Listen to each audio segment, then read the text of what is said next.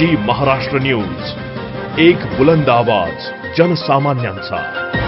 राज्यात तंबाखू गुटखा विक्री बंदीचा कायदा असताना देखील हा कायदा नावालाच आहे। मालाड पूर्व पश्चिम येथे पोलीस बीट क्रमांक 1, बीट क्रमांक 2 यांचा देखरेखीत खुल्याम पान टपऱ्यांवर तंबाखू व गुटख्याची विक्री सर्रासपणे होताना दिसत आहे। सूत्रांकडून मिळालेल्या माहितीनुसार पान टपरीवाल्यांकडून मासिक एक ठराविक रक्कम बीट अधिकारी यांना दिली जाते। एवढेच नव्हे तर मालाड पूर्वेला युनिव्हर्सल शाळा हॉस्पिटल मंदिराजवळ परिसरालगत पान टपरी दुकाने खुल्याम दुकानात सुगंधित तंबाखू लटकून विक्री केली जात असून अद्यापपर्यंत यावर कोणत्याही पोलिसांचा लक्ष का जात नाही।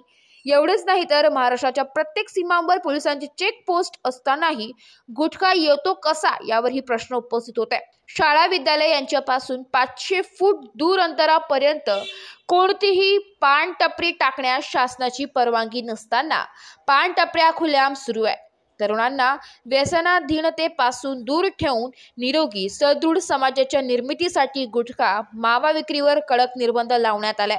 पण शासकीय यंत्रणांच्या दुर्लक्षामुळे कायद्याचे पालन होत नसल्याने नागरिकांनी संताप व्यक्त केलाय। तसेच अन्न व औषध प्रशासनाने गुटखा हद्दपार करावा अशी मागणी स्थानिक नागरिकांकडून होत आहे। जी महाराष्ट्र न्यूज, मालाड।